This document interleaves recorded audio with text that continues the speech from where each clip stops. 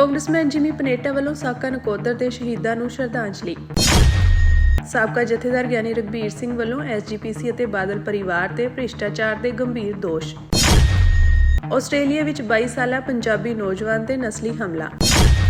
The Sakha Nakoder massacre continues to be a dark day for Sikhs in Punjab, but also for Sikhs right here in America. ਅਮਰੀਕੀ ਕਾਂਗਰਸ ਦੇ congressman ਜਿਮੀ Panetta ਵੱਲੋਂ ਸਾਕਾ ਨਕੋਦਰ ਦੇ 40ਵੇਂ ਵਰ੍ਹੇ ਦੀ ਯਾਦ ਮਨਾਈ ਗਈ।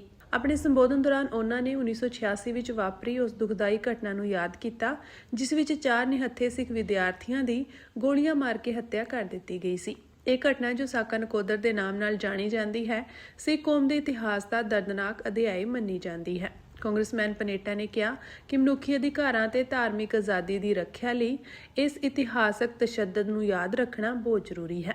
ਉਹਨਾਂ ਨੇ ਪੀੜਤ ਪਰਿਵਾਰਾਂ ਨਾਲ ਇਕਜੁੱਟਤਾ ਜਤਾਈ ਅਤੇ ਨਿਆਂ ਅਤੇ ਜ਼ਿੰਮੇਵਾਰੀ ਦੀ ਲੋੜ ਤੇ ਜ਼ੋਰ ਦਿੱਤਾ। ਇਹ ਮੌਕਾ ਸਿੱਖ ਭਾਈਚਾਰੇ ਲਈ ਵਿਸ਼ੇਸ਼ ਮਹੱਤਵ ਰੱਖਦਾ ਹੈ, ਕਿਉਂਕਿ ਅੰਤਰਰਾਸ਼ਟਰੀ ਪੱਧਰ ਤੇ ਇਸ ਘਟਨਾ ਨੂੰ ਯਾਦ ਕੀਤਾ ਗਿਆ ਹੈ। ਦੱਸ ਦਈਏ ਕਿ ਸਾਕਾ ਨਕੋਦਰ ਦੇ 40 ਸਾਲ ਪੂਰੇ ਹੋਣ ਤੇ ਅਮਰੀਕੀ ਕਾਂਗਰਸ ਵਿੱਚ ਕੀਤੀ ਗਈ ਇਹ ਯਾਦਗਾਰੀ ਸਿੱਖ ਭਾਈਚਾਰੇ ਲਈ ਇੱਕ ਮਹੱਤਵਪੂਰਨ ਪਲ ਮੰਨੀ ਜਾ ਰਹੀ ਹੈ। I recognize the 40th anniversary of the Sakha Nakoder massacre, where 4 unarmed Sikh students, Ravinder Singh, Jilman Singh, Harminder Singh, and Balder Singh Multani, were shot and killed while peacefully protesting the desecration of the sacred scripture of Sikhs. The killing, which took place in the Punjab region of India on February 4th, 1986, was absolutely abhorrent, but the investigation was definitely deplorable. The victims' bodies were disposed of in secret. No perpetrator was ever brought to justice, and reports, commissions, and other inquiries on the massacre received absolutely no action. The Sakha Nakoder massacre continues to be a dark day for Sikhs in Punjab, but also for Sikhs right here in America. That is why I recognize the Sakha Nakoder massacre and the justice that awaits, not just the 4 students and their families, but for the Sikh communities at home and abroad. ਛੋਟੀ ਮੋਟੀ ਚੋਰੀ ਆਦਿ ਹੋ ਜਾਣੀ ਤਾਂ ਇੰਨੀ ਵੱਡੀ ਸੰਸਥਾ ਵਿੱਚ ਕੋਈ ਬਹੁਤੀ ਵੱਡੀ ਗੱਲ ਨਹੀਂ ਹੈ। ਭਾਵੇਂ ਕਿ ਚੋਰੀ ਲੱਖ ਦੀ ਵੀ ਮਾੜੀ ਹੈ, ਕੱਖ ਦੀ ਵੀ ਮਾੜੀ ਹੈ, ਪਰ ਐਸਜੀਪੀਸੀ ਵਿੱਚ ਤਾਂ ਛੋਟੀਆਂ ਚੋਰੀਆਂ ਨਹੀਂ, ਬਲਕਿ ਗੁਰੂ ਕੀ ਗੋਲਕ ਤੇ ਡਾਕੇ ਪੈ ਰਹੇ ਹਨ। ਇੱਥੇ ਗੁਰੂ ਘਰ ਦੀਆਂ ਜ਼ਮੀਨਾਂ ਅਣ ਅਧਿਕਾਰਤ ਤਰੀਕੇ ਨਾਲ ਵੇਚ ਕੇ ਪੈਸੇ ਜੇਬਾਂ 'ਚ ਪਾਏ ਜਾ ਰਹੇ ਹਨ। ਕਦੇ ਗੁਰੂ ਕੇ ਲੰਗਰ ਦੀਆਂ ਸੁੱਕੀਆਂ ਰੋਟੀਆਂ ਵੇਚ ਕੇ ਕਰੋੜਾਂ ਰੁਪਏ ਦੀ ਘਪਲੇਬਾਜ਼ੀ ਕੀਤੀ ਜਾ ਰਹੀ ਹੈ। ਸ਼੍ਰੋਮਣੀ ਗੁਰਦੁਆਰਾ ਪ੍ਰਬੰਧਕ ਕਮੇਟੀ ਨੇ ਵੀ ਸ੍ਰੀ ਹਰਿਮੰਦਰ ਸਾਹਿਬ ਦੇ ਮੁੱਖ ਗ੍ਰੰਥੀ ਸਿੰਘ ਸਾਹਿਬ ਗਿਆਨੀ ਰਘਬੀਰ ਸਿੰਘ ਤੇ ਵੱਡਾ ਐਕਸ਼ਨ ਲਿਆ ਹੈ। ਸ਼੍ਰੋਮਣੀ ਕਮੇਟੀ ਨੇ ਗਿਆਨੀ ਰਘਬੀਰ ਸਿੰਘ ਨੂੰ ਉਹਨਾਂ ਵੱਲੋਂ ਲਾਏ ਗਏ ਸਾਰੇ ਇਲਜ਼ਾਮਾਂ ਲਈ ਅਤੇ ਸ਼੍ਰੋਮਣੀ ਕਮੇਟੀ ਦੇ ਅਕਸ ਨੂੰ ਢਾਹ ਲਾਉਣ ਲਈ 72 ਘੰਟਿਆਂ ਦਾ ਸਮਾਂ ਦਿੱਤਾ ਹੈ ਕਿ ਉਹ ਇਲਜ਼ਾਮਾਂ ਦੇ ਸਬੂਤ ਪੇਸ਼ ਕਰਨ। ਗਿਆਨੀ ਰਘਬੀਰ ਸਿੰਘ ਖਿਲਾਫ ਇਸ ਕਾਰਵਾਈ ਪਿੱਛੇ ਉਹਨਾਂ ਦੇ ਬੀਤੇ ਦਿਨਾਂ ਦੌਰਾਨ ਦਿੱਤੇ ਬਿਆਨਾਂ ਨੂੰ ਮੰਨਿਆ ਜਾ ਰਿਹਾ ਹੈ। ਜਾਣਕਾਰੀ ਅਨੁਸਾਰ ਅੱਜ ਸ਼੍ਰੋਮਣੀ ਕਮੇਟੀ ਦੀ ਅੰਤਰਿਮ ਕਮੇਟੀ ਦੀ ਸਿੱਖ ਮਸਲਿਆਂ ਨੂੰ ਲੈ ਕੇ ਅਹਿਮ ਮੀਟਿੰਗ ਕੀਤੀ ਗਈ ਸੀ, ਜਿਸ ਦੀ ਅਗਵਾਈ ਪ੍ਰਧਾਨ ਐਡਵੋਕੇਟ ਹਰਜਿੰਦਰ ਸਿੰਘ ਧਾਮੀ ਨੇ ਕੀਤੀ। ਐਡਵੋਕੇਟ ਹਰਜਿੰਦਰ ਸਿੰਘ ਧਾਮੀ ਨੇ ਇਸ ਕਾਰਵਾਈ ਪਿੱਛੇ 2 ਗੰਭੀਰ ਮੁੱਦਿਆਂ ਨੂੰ ਦੱਸਿਆ, ਜਿਨ੍ਹਾਂ ਵਿੱਚ ਭੱਠਾ ਸਾਹਿਬ ਅਤੇ ਗੁਰਦੁਆਰਾ ਅੰਬ ਸਾਹਿਬ ਦੇ ਮਾਮਲੇ ਹਨ। ਉਹਨਾਂ ਕਿਹਾ ਕਿ ਗਿਆਨੀ ਰਘਬੀਰ ਸਿੰਘ ਵੱਲੋਂ ਜੋ ਵੀ ਦੋਸ਼ ਲਗਾਏ ਗਏ ਹਨ ਉਹ ਨਿਰਾਧਾਰ ਹਨ। ਉਹਨਾਂ ਕਿਹਾ ਕਿ ਭੱਠਾ ਸਾਹਿਬ ਦਾ ਸਾਰਾ ਰਿਕਾਰਡ ਦਰੁਸਤ ਹੈ। ਇਹਨਾਂ ਦੋਵਾਂ ਮਾਮਲਿਆਂ ਵਿੱਚ ਗਿਆਨੀ ਰਘਬੀਰ ਸਿੰਘ ਨੂੰ ਤਾਕੀਦ ਕੀਤੀ ਜਾਂਦੀ ਹੈ ਕਿ ਉਹ ਜਾਂ ਤਾਂ ਇਹਨਾਂ ਇਲਜ਼ਾਮਾਂ ਤੇ ਮੁਆਫੀ ਮੰਗਣ ਜਾਂ ਫਿਰ ਮੈਨੇਜਰ ਅੰਬ ਸਾਹਿਬ ਨੂੰ ਅਧਿਕਾਰ ਦਿੱਤੇ ਜਾਂਦੇ ਹਨ ਕਿ ਸੰਗਤ ਨੂੰ ਗੁੰਮਰਾਹ ਕਰਨ ਲਈ ਉਹਨਾਂ ਖਿਲਾਫ ਮਾਣਹਾਨੀ ਦਾ ਦਾਅਵਾ ਕਰਨ। ਐਡਵੋਕੇਟ ਧਾਮੀ ਨੇ ਇਸ ਦੇ ਨਾਲ ਹੀ ਕਿਹਾ ਕਿ ਬਾਬਾ ਬੁੱਢਾ ਜੀ ਦੇ ਅਸਥਾਨ ਸ੍ਰੀ ਹਰਿਮੰਦਰ ਸਾਹਿਬ ਦੇ ਹੈੱਡ ਗ੍ਰੰਥੀ ਦੇ ਅਹੁਦੇ ਤੇ ਹੁੰਦਿਆਂ ਬਿਨਾਂ ਠੋਸ ਸਬੂਤਾਂ ਦੇ ਇਲਜ਼ਾਮ ਲਗਾ ਕੇ ਸ਼੍ਰੋਮਣੀ ਕਮੇਟੀ ਦੇ ਅਕਸ ਨੂੰ ਢਾਹ ਲਗਾਈ ਗਈ ਹੈ। ਇਸ ਲਈ ਗਿਆਨੀ ਰਘਬੀਰ ਸਿੰਘ ਨੂੰ ਇਸ ਮਾਮਲੇ ਵਿੱਚ 72 ਘੰਟਿਆਂ ਦੇ ਅੰਦਰ ਸਬੂਤ ਪੇਸ਼ ਕਰਨ ਲਈ ਨੋਟਿਸ ਦਿੱਤਾ ਜਾਂਦਾ ਹੈ। ਜੇਕਰ ਕੋਈ ਸਬੂਤ ਨਾ ਪੇਸ਼ ਕਰ ਸਕੇ ਤਾਂ ਉਹਨਾਂ ਖਿਲਾਫ ਬਣਦੀ ਕਾਰਵਾਈ ਕੀਤੀ ਜਾਵੇਗੀ। ਵੱਡਾ ਇੱਕ ਮਸਲਾ ਸੀ ਜਿਹੜੀ ਕੱਲ ਦੀ ਪ੍ਰੈਸ ਕਾਨਫਰੰਸ ਸੀ, ਸਿੰਘ ਸਾਹਿਬ ਗਿਆਨੀ ਰਘਬੀਰ ਸਿੰਘ ਜੀ ਵੱਲੋਂ ਬੜੀ ਗੰਭੀਰਤਾ ਦੇ ਨਾਲ 2 ਘੰਟੇ ਲਗਾਤਾਰ ਇਹ ਡਿਸਕਸ ਕੀਤਾ ਗਿਆ। ਸਾਰਾ ਐਗਜ਼ੈਕਟਿਵ ਦੇ ਵਿੱਚ ਬੈਠ ਕੇ ਪਾਣੀ ਰਿੜਕਿਆ, ਸਾਰਾ ਯਤਨ ਕੀਤਾ, ਪਰ ਹਰ ਇੱਕ ਨੇ ਮਹਿਸੂਸ ਕੀਤਾ ਤੇ ਮਤਾ ਮੈਂ ਤੁਹਾਨੂੰ ਐਜ ਇਟ ਜੇ ਪੜ੍ਹ ਦਿੰਦਾ ਕਿ ਐਡੀ ਵੱਡੀ ਪਦਵੀ, ਜਿਸ ਪਦਵੀ ਤੇ ਬਾਬਾ ਬੁੱਢਾ ਜੀ ਰਹੇ, ਉਸ ਪਦਵੀ ਤੇ ਰਹਿ ਕੇ ਆਪਾਂ ਵਿਤਕਰਾ ਨਹੀਂ ਕਰਨਾ ਚਾਹੀਦਾ। ਉਹ ਖਾਸ ਕਰਕੇ ਆਪਣੀ ਸੰਸਥਾ ਦੇ ਨਾਲ ਇਹ ਆ ਜਾ ਵੀ ਅੱਜ ਦੀ ਅੰਤਰ ਕਮੇਟੀ ਵਿੱਚ ਪੇਸ਼ ਹੋਣ ਤੇ ਇਕੱਤਰਤਾ ਵਿੱਚ ਹਾਜ਼ਰ ਮੈਂਬਰ ਸਾਹਿਬਾਨ ਦੀ ਸਹਿਮਤੀ ਨਾਲ ਪ੍ਰਵਾਨ ਹੋਇਆ ਕਿ ਸਿੰਘ ਸਾਹਿਬ ਗਿਆਨੀ ਰਘਬੀਰ ਸਿੰਘ ਜੀ ਮੁੱਖ ਗ੍ਰੰਥੀ ਸੱਚਖੰਡ ਸ੍ਰੀ ਹਰਿਮੰਦਰ ਸਾਹਿਬ, ਸ੍ਰੀ ਦਰਬਾਰ ਸਾਹਿਬ, ਸ੍ਰੀ ਅੰਮ੍ਰਿਤਸਰ ਜੋ ਇਸ ਸਮੇਂ ਛੁੱਟੀ ਪਰ ਚੱਲ ਰਹੇ ਹਨ, ਵੱਲੋਂ ਸਤਿਕਾਰਤ ਅਹੁਦੇ ਪਰ ਹੁੰਦਿਆਂ ਪ੍ਰੈਸ ਕਾਨਫਰੰਸ ਕਰਕੇ ਬਿਨਾਂ ਠੋਸ ਸਬੂਤਾਂ ਦੇ ਸੰਸਥਾਪੁਰ ਇਲਜ਼ਾਮ ਲਗਾ ਕੇ ਸਿੱਖ ਕੌਮ ਦੀ ਸੰਸਥਾ ਸ਼੍ਰੋਮਣੀ ਗੁਰਦੁਆਰਾ ਪ੍ਰਬੰਧਕ ਕਮੇਟੀ ਦੇ ਪ੍ਰਬੰਧਾਂ ਨੂੰ ਬਦਨਾਮ ਕੀਤਾ ਗਿਆ ਹੈ। ਇਸ ਲਈ ਆਪਣੀ ਇਸ ਬਿਆਨਬਾਜ਼ੀ ਨਾਲ ਸੰਸਥਾ ਦੇ ਅਕਸ਼ ਨੂੰ ਢਾਹ ਲਾਉਣ ਕਰਕੇ ਇਹਨਾਂ ਨੂੰ 72 ਘੰਟੇ ਦਾ ਨੋਟਿਸ ਦਿੱਤਾ ਜਾਂਦਾ ਹੈ ਕਿ ਉਕਤ ਲਗਾਏ ਇਲਜ਼ਾਮਾਂ ਸੰਬੰਧੀ ਸਬੂਤ ਪੇਸ਼ ਕਰਨ। ਜੇਕਰ ਇਹਨਾਂ ਵੱਲੋਂ ਨਿਯਤ ਸਮੇਂ ਦੇ ਅੰਦਰ ਲਿਖਤੀ ਤੌਰ ਤੇ ਸਬੂਤ ਪੇਸ਼ ਨਹੀਂ ਕੀਤੇ ਜਾਂਦੇ ਤੇ ਇਹਨਾਂ ਖਿਲਾਫ ਲੋੜੀਂਦੀ ਕਾਰਵਾਈ ਕਰਨ ਦੀ ਪ੍ਰਵਾਨਗੀ ਦਿੱਤੀ ਜਾਂਦੀ ਹੈ। ਸ਼੍ਰੋਮਣੀ ਕਮੇਟੀ ਪ੍ਰਧਾਨ ਨੇ ਇਸ ਮੌਕੇ ਪ੍ਰੋਫੈਸਰ ਦਵਿੰਦਰਪਾਲ ਸਿੰਘ ਭੁੱਲਰ, ਬਲਵੰਤ ਸਿੰਘ ਰਾਜੋਆਣਾ ਅਤੇ ਹੋਰ ਬੰਦੀ ਸਿੰਘਾਂ ਦੀ ਰਿਹਾਈ ਦੇ ਮਾਮਲੇ ਵਿੱਚ ਕੇਂਦਰ ਸਰਕਾਰ ਤੇ ਦੋਹਰੀ ਨੀਤੀ ਦਾ ਇਲਜ਼ਾਮ ਵੀ ਲਗਾਇਆ। ਉਹਨਾਂ ਕਿਹਾ ਕਿ ਦਿੱਲੀ ਵਿੱਚ ਹੁਣ ਭਾਜਪਾ ਦੀ ਸਰਕਾਰ ਹੈ, ਪਰ ਹੁਣ ਉਹ ਵੀ ਆਮ ਆਦਮੀ ਪਾਰਟੀ ਦੀ ਰਾਹ ਤੇ ਚੱਲ ਰਹੀ ਹੈ, ਜਿਸ ਦਾ ਕਿ ਪ੍ਰੋਫੈਸਰ ਭੁੱਲਰ ਦੀ ਰਿਹਾਈ ਪਟੀਸ਼ਨ ਰੱਦ ਹੋਣਾ ਸਬੂਤ ਹੈ। ਕਿ ਜਿਹੜੇ ਉਸ ਵੇਲੇ ਇਸ ਗੱਲ ਦੀ ਪ੍ਰੋੜਤਾ ਕਰਦੇ ਸੀ ਕਿ ਭਾਈ ਦਵਿੰਦਰਪਾਲ ਸਿੰਘ ਭੁੱਲਰ ਦੀ ਰਿਹਾਈ ਕੀਤੀ ਜਾਵੇ, ਹੁਣ ਉਸ ਗੱਲ ਦੀ ਮੁੜ ਫਿਰ ਪ੍ਰੋੜਤਾ ਕਰਦੇ ਆ। ਇਸ ਕਰਕੇ ਆਮ ਪਾਰਟੀ ਦੀ ਸਰਕਾਰ ਸਮੇਂ ਦਵਿੰਦਰਪਾਲ ਸਿੰਘ ਜੀ ਭੁੱਲਰ ਦੀ ਰਿਹਾਈ ਦੀ ਸਮੀਖਿਆ ਬੋਰਡ ਵੱਲੋਂ ਰੱਦ ਕੀਤੀ। ਹੁਣ ਭਾਜਪਾ ਦੀ ਸਰਕਾਰ ਉਸੇ ਰਾਹ ਤੇ ਚੱਲ ਪਈ ਆ। ਇਸ ਕਰਕੇ ਸ਼੍ਰੋਮਣੀ ਗੁਰਦੁਆਰਾ ਪ੍ਰਬੰਧਕ ਕਮੇਟੀ ਜਿਹੜੀ ਇਹ ਦੋਹਰੇ ਮਾਪਦੰਡਾਂ ਦੀ ਜਿਹੜੀ ਆ ਸਖਤ ਨਿੰਦਾ ਕਰਦੀ ਆ ਤੇ ਮੰਗ ਵੀ ਕਰਦੀ ਆ ਕਿ ਜੋ ਬਣਦਾ ਉਹ ਉਹਨਾਂ ਦੇ ਨਾਲ ਦੋਹਰਾ ਮਾਪਦੰਡ ਜਾ ਰਿਹਾ। ਜੇ ਇੱਕ ਆਮ ਬੰਦਾ ਜਿਹੜਾ ਉਹਦੀ ਕਿਵੇਂ ਰਿਹਾਈ ਹੁੰਦੀ ਆ ਤੇ ਭਾਈ ਦਵਿੰਦਰਪਾਲ ਸਿੰਘ ਜੀ ਭੁੱਲਰ ਉਹਨਾਂ ਦੀ ਪਟੀਸ਼ਨ ਰੱਦ ਕਰ ਦੇਣੀ, ਇਹ ਇੱਕ ਬਹੁਤ ਵੱਡੀ ਮੈਂ ਸਮਝਦਾ ਸਿੱਖ ਕੌਮ ਲਈ ਜਿਹੜੇ ਕਹਿੰਦੇ ਸੀ ਲੀਡਰ ਕਿ ਅਸੀਂ ਕਰਾਵਾਂਗੇ, ਉਹਨਾਂ ਤੇ ਇੱਕ ਸਵਾਲੀਆ ਚਿੰਨ੍ਹ ਸ਼ੁਰੂ ਹੋ ਗਏ। Nobody wants to hear it, like especially when you just mind your own business. Anyone would be hurt. I'm still traumatized. He just really got back and just hit his head on my nose and just started bleeding straight away. Australia ਵਿੱਚ ਇੱਕ 22 ਸਾਲਾ ਪੰਜਾਬੀ ਨੌਜਵਾਨ ਆਪਣੇ gym ਦੇ ਬਾਹਰ ਨਸਲੀ ਹਮਲੇ ਦਾ ਸ਼ਿਕਾਰ ਹੋਇਆ ਹੈ। ਵਿਕਟੋਰੀਆ ਦੇ ਕੋਰੀਓ ਦੇ ਰਹਿਣ ਵਾਲੇ ਹਰਮਨਪ੍ਰੀਤ ਸਿੰਘ ਨੇ ਦੱਸਿਆ ਕਿ ਮੰਗਲਵਾਰ ਦੇਰ ਰਾਤ 3 ਵਿਅਕਤੀਆਂ ਨੇ ਉਸ ਤੇ ਹਮਲਾ ਕਰ ਦਿੱਤਾ ਜਦੋਂ ਸਥਾਨਕ ਜਿਮ ਵਿੱਚ ਸਿਖਲਾਈ ਲੈ ਰਿਹਾ ਸੀ ਅਤੇ ਉਹਨਾਂ ਨੇ ਉਸ ਵਿਰੁੱਧ ਨਸਲੀ ਟਿੱਪਣੀਆਂ ਵੀ ਕੀਤੀਆਂ। ਹਰਮਨਪ੍ਰੀਤ ਸਿੰਘ ਅਨੁਸਾਰ ਵਿਅਕਤੀਆਂ ਨੇ ਪਹਿਲਾਂ ਜਿਮ ਦੇ ਅੰਦਰ ਉਸ ਨੂੰ ਪਰੇਸ਼ਾਨ ਕੀਤਾ ਅਤੇ ਫਿਰ ਬਾਹਰ ਤੱਕ ਉਸ ਦਾ ਪਿੱਛਾ ਕੀਤਾ, ਜਿੱਥੇ ਟਕਰਾਅ ਵੱਧ ਗਿਆ। ਹਰਮਨਪ੍ਰੀਤ ਸਿੰਘ ਨੇ ਦੱਸਿਆ ਕਿ ਉਹ ਮੇਰੇ ਚਿਹਰੇ ਦੇ ਬਹੁਤ ਨੇੜੇ ਆ ਗਏ ਅਤੇ ਫਿਰ ਪਿੱਛੇ ਹੋ ਕੇ ਆਪਣਾ ਸਿਰ ਮੇਰੇ ਨੱਕ ਤੇ ਮਾਰਿਆ, ਜਿਸ ਕਾਰਨ ਖੂਨ ਵਹਿਣ ਲੱਗ ਪਿਆ।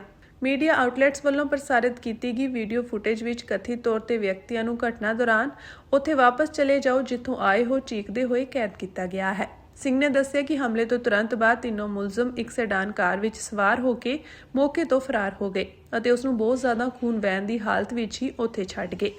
ਬਾਅਦ ਵਿੱਚ ਉਸ ਨੂੰ ਹਸਪਤਾਲ ਲਿਜਾਇਆ ਗਿਆ। ਡਾਕਟਰਾਂ ਨੇ ਸਲਾਹ ਦਿੱਤੀ ਹੈ ਕਿ ਉਸ ਨੂੰ ਮਾਹਰ ਇਲਾਜ ਦੀ ਲੋੜ ਹੋ ਸਕਦੀ ਹੈ ਅਤੇ ਉਸ ਦੀਆਂ ਸੱਟਾਂ ਲਈ ਸਰਜਰੀ ਦੀ ਲੋੜ ਵੀ ਪੈ ਸਕਦੀ ਹੈ। ਸਿੰਘ ਨੇ ਕਿਹਾ ਕਿ ਮੈਂ ਅਜੇ ਵੀ ਸਦਮੇ ਵਿੱਚ ਹਾਂ, ਅਜਿਹੀ ਘਟਨਾ ਤੋਂ ਕੋਈ ਵੀ ਦੁਖੀ ਹੀ ਹੋਵੇਗਾ। ਹਰਮਨਪ੍ਰੀਤ ਸਿੰਘ ਨੇ ਦੱਸਿਆ ਕਿ ਉਸਨੇ ਪਹਿਲਾਂ ਵੀ ਆਸਟ੍ਰੇਲੀਆ ਵਿੱਚ ਨਸਲੀ ਦੁਰਵਿਵਹਾਰ ਦਾ ਸਾਹਮਣਾ ਕੀਤਾ ਹੈ, ਪਰ ਇਹ ਘਟਨਾ ਸਭ ਤੋਂ ਵੱਧ ਪਰੇਸ਼ਾਨ ਕਰਨ ਵਾਲੀ ਸੀ। ਇਹ ਕਥਿਤ ਹਮਲਾ ਆਸਟ੍ਰੇਲੀਆ ਵਿੱਚ ਭਾਰਤੀ ਭਾਈਚਾਰੇ ਦੇ ਮੈਂਬਰਾਂ ਨੂੰ ਨਿਸ਼ਾਨਾ ਬਣਾਉਣ ਵਾਲੀਆਂ ਕਈ ਰਿਪੋਰਟ ਕੀਤੀਆਂ ਨਸਲੀ ਘਟਨਾਵਾਂ ਦੇ ਦਰਮਿਆਨ ਸਾਹਮਣੇ ਆਇਆ ਹੈ। ਜੁਲਾਈ 2025 ਵਿੱਚ ਅਮਨਪ੍ਰੀਤ ਸਿੰਘ ਨਾਮ ਦੇ ਇੱਕ 23 ਸਾਲਾ ਪੰਜਾਬੀ ਵਿਦਿਆਰਥੀ ਨੂੰ ਸੈਂਟਰਲ ਐਡੀਲੇਡ ਵਿੱਚ ਇੱਕ ਹਿੰਸਕ ਹਮਲੇ ਤੋਂ ਬਾਅਦ ਹਸਪਤਾਲ ਵਿੱਚ ਦਾਖਲ ਕਰਵਾਇਆ ਗਿਆ ਸੀ, ਜੋ ਕਿ ਕਥਿਤ ਤੌਰ ਤੇ ਨਸਲੀ ਵਿਤਕਰੇ ਤੋਂ ਪ੍ਰੇਰਿਤ ਸੀ। ਰਿਪੋਰਟਾਂ ਅਨੁਸਾਰ 5 ਵਿਅਕਤੀਆਂ ਨੇ ਕਥਿਤ ਤੌਰ ਤੇ ਬਿਨਾਂ ਕਿਸੇ ਕਾਰਨ ਉਸ ਤੇ ਹਮਲਾ ਕੀਤਾ ਸੀ ਅਤੇ ਕਥਿਤ ਤੌਰ ਤੇ ਮੈਟਲ ਨਕਲਸ ਜਾਂ ਹੋਰ ਤਿੱਖੇ ਹਥਿਆਰਾਂ ਦੀ ਵਰਤੋਂ ਕੀਤੀ ਸੀ। Nobody wants to hear it, like especially when you just mind your own business. Anyone would be hurt. I'm still traumatized. He just really got back and just hit his head on my nose and just started bleeding straight away.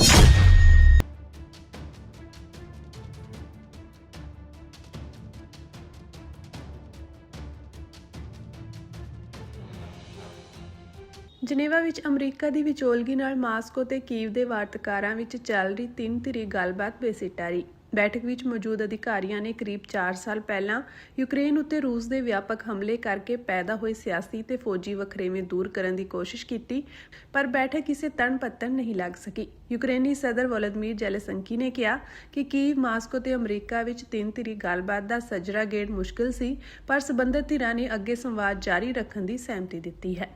ਉਧਰ ਰੂਸ ਦੇ ਮੁੱਖ ਵਾਰਤਾਕਾਰ ਵਲਾਦਮੀਰ ਮੇਦਿੰਸਕੀ ਨੇ ਵੀ Geneva ਵਿੱਚ ਚੱਲ ਰਹੀ ਸ਼ਾਂਤੀ ਵਾਰਤਾ ਨੂੰ ਮੁਸ਼ਕਲ ਦੱਸਿਆ। ਰੂਸੀ ਰਾਜਦੂਤ ਨੇ ਕਿਹਾ ਕਿ ਜਲਦੀ ਹੀ ਨਵੇਂ ਗੇੜ ਦੀ ਗੱਲਬਾਤ ਹੋਵੇਗੀ।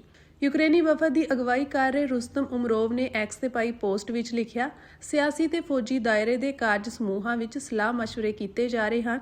ਅਸੀਂ ਲੰਘੇ ਦਿਨ ਵਿਚਾਰੇ ਫੈਸਲਿਆਂ ਦੇ ਮਾਪਦੰਡਾਂ ਤੇ ਚੌਕਟੇ ਨੂੰ ਸਪਸ਼ਟ ਕਰਨ ਬਾਰੇ ਕੰਮ ਕਰ ਰਹੇ ਹਾਂ।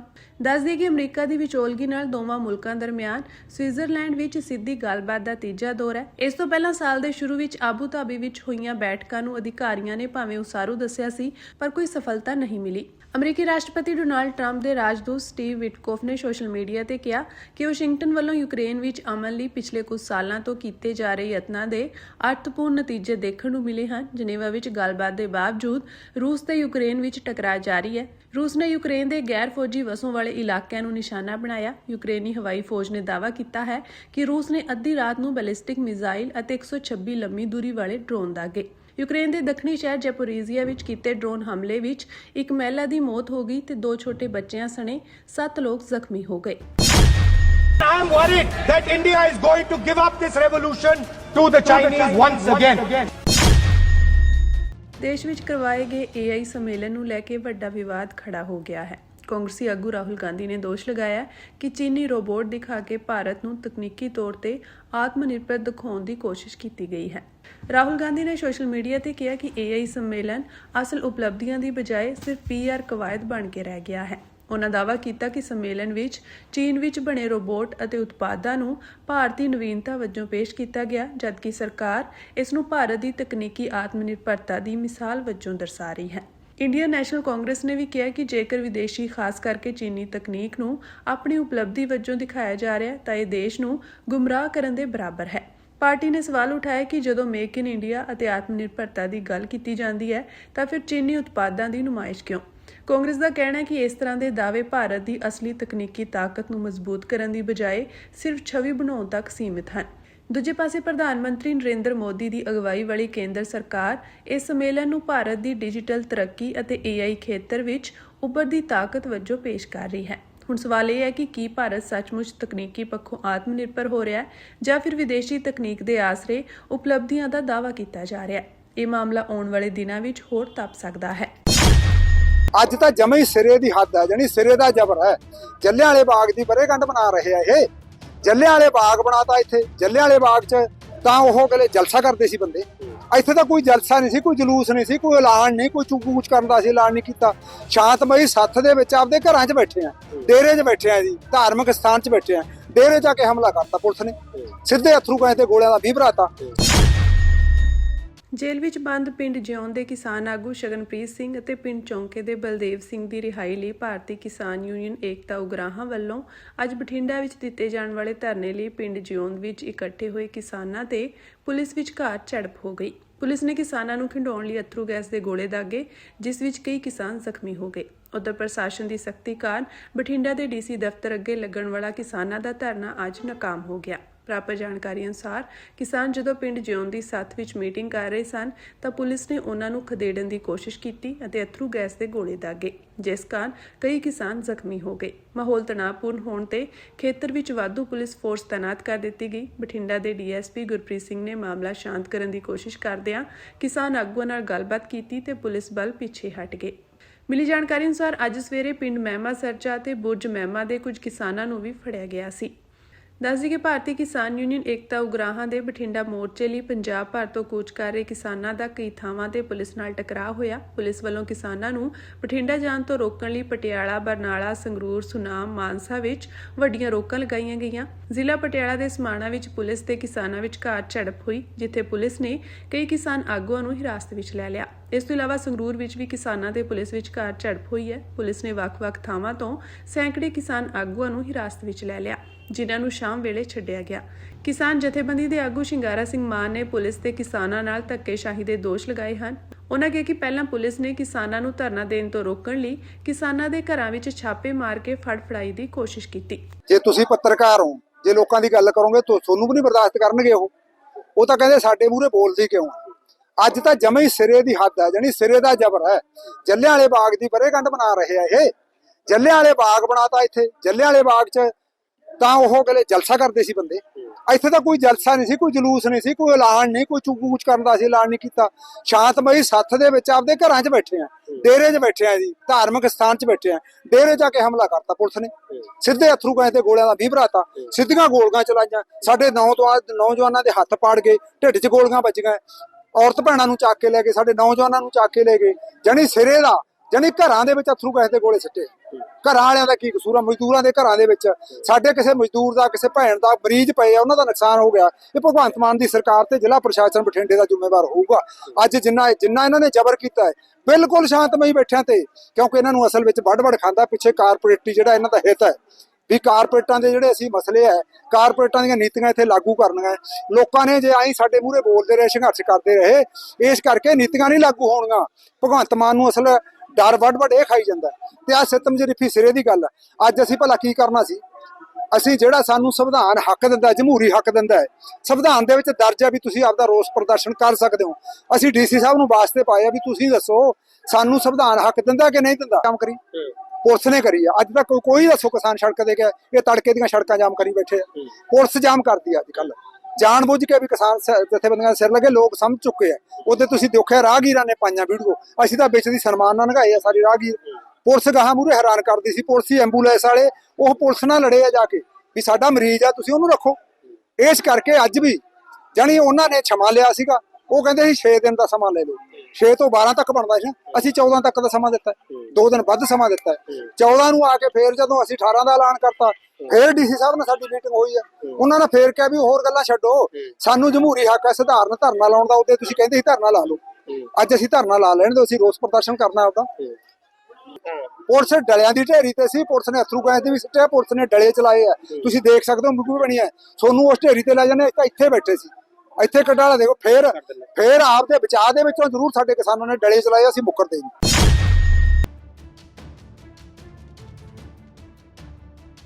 ਸ਼੍ਰੋਮਣੀ ਗੁਰਦੁਆਰਾ ਪ੍ਰਬੰਧਕ ਕਮੇਟੀ ਦੀ ਅੰਤਰਿਮ ਕਮੇਟੀ ਦੀ ਮੀਟਿੰਗ ਵਿੱਚ ਵਿਰੋਧੀ ਧਿਰ ਦੇ ਮੈਂਬਰ ਮਿੱਠੂ ਸਿੰਘ ਕਾਨੇਕੇ ਨੇ ਮੀਟਿੰਗ ਦਾ ਬਾਈਕਾਟ ਕੀਤਾ ਹੈ। ਇਸ ਦੌਰਾਨ ਉਹਨਾਂ ਆਖਿਆ ਕਿ ਮੀਟਿੰਗ ਵਿੱਚ ਇੱਕ ਮਤਾ ਪਾਸ ਕਰਕੇ ਸ਼੍ਰੀ ਹਰਿਮੰਦਰ ਸਾਹਿਬ ਦੇ ਹੈੱਡ ਗ੍ਰੰਥੀ ਗਿਆਨੀ ਰਘਬੀਰ ਸਿੰਘ ਨੂੰ ਫਾਰਗ ਕਰ ਦਿੱਤਾ ਗਿਆ, ਜਿਸ ਦਾ ਉਹਨਾਂ ਨੇ ਵਿਰੋਧ ਕੀਤਾ ਹੈ। ਉਹਨਾਂ ਮੰਗ ਕੀਤੀ ਕਿ ਮੁੱਖ ਗ੍ਰੰਥੀ ਨੂੰ ਫਾਰਗ ਕਰਨ ਦੀ ਥਾਂ ਉਹਨਾਂ ਵੱਲੋਂ ਲਾਏ ਗਏ ਦੋਸ਼ਾਂ ਦੀ ਪਹਿਲਾਂ ਜਾਂਚ ਹੋਣੀ ਚਾਹੀਦੀ ਸੀ। ਉਹਨਾਂ ਦੱਸਿਆ ਕਿ ਮੀਟਿੰਗ ਦੌਰਾਨ ਸਕੱਤਰ ਪ੍ਰਤਾਪ ਸਿੰਘ ਨੂੰ ਮੀਟਿੰਗ ਵਿੱਚ ਬਿਠਾਉਣ ਦਾ ਵੀ ਵਿਰੋਧ ਕੀਤਾ ਗਿਆ।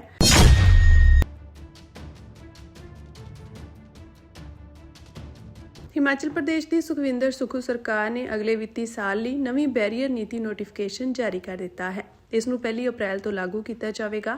ਨਵੀਂ ਨੀਤੀ ਤਹਿਤ ਹੋਰ ਰਾਜਾਂ ਤੋਂ ਹਿਮਾਚਲ ਵਿੱਚ ਦਾਖਲ ਹੋਣ ਵਾਲੇ ਵਾਹਨਾਂ ਨੂੰ ਹੁਣ ਪਹਿਲਾਂ ਨਾਲੋਂ ਵੱਧ ਐਂਟਰੀ ਫੀਸ ਦੇਣੀ ਪਵੇਗੀ।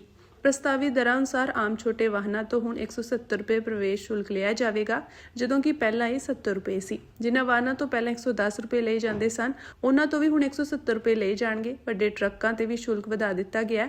ਪਹਿਲਾਂ ਅਧਿਕਤਮ ਸ਼ੁਲਕ 720 ਰੁਪਏ ਸੀ, ਜਿਸ ਨੂੰ ਹੁਣ ਵਧਾ ਕੇ 900 ਰੁਪਏ ਕਰ ਦਿੱਤਾ ਗਿਆ ਹੈ। ਸਰਕਾਰ ਨੇ ਪਹਿਲੀ ਵਾਰ ਇਸ ਨੀਤੀ ਵਿੱਚ 6 ਪ੍ਰਮੁੱਖ ਬੈਰੀਅਰਾਂ ਨੂੰ ਫਾਸਟੈਗ ਨਾਲ ਜੋੜਨ ਦਾ ਫੈਸਲਾ ਕੀਤਾ ਹੈ। ਇਸ ਪ੍ਰਕਿਰਿਆ ਲਈ ਸੰਬੰਧਿਤ ਜ਼ਿਲ੍ਹਿਆਂ ਦੇ ਡਿਪਟੀ ਕਮਿਸ਼ਨਰਾਂ ਦੀ ਪ੍ਰਧਾਨਗੀ ਹੇਠ ਇੱਕ ਕਮੇਟੀ ਬਣਾਈ ਗਈ ਹੈ। ਇਸ ਵਿੱਚ ਆਬਕਾਰੀ ਅਤੇ ਕਰ ਵਿਭਾਗ ਦੇ ਅਧਿਕਾਰੀ ਵੀ ਮੈਂਬਰ ਹੋਣਗੇ। ਜੇਕਰ ਕਿਸੇ ਬੈਰੀਅਰ ਨੂੰ ਲੈ ਕੇ ਕੋਈ ਵਿਵਾਦ ਹੁੰਦਾ ਹੈ ਤਾਂ ਸੰਬੰਧਿਤ ਜ਼ਿਲ੍ਹੇ ਦੇ ਡਿਪਟੀ ਕਮਿਸ਼ਨਰ, ਪੁਲਿਸ ਕਪਤਾਨ ਅਤੇ ਹੋਰ ਵਿਭਾਗੀ ਅਧਿਕਾਰੀ ਮਾਮਲੇ ਦਾ ਨਿਪਟਾਰਾ ਕਰਨਗੇ।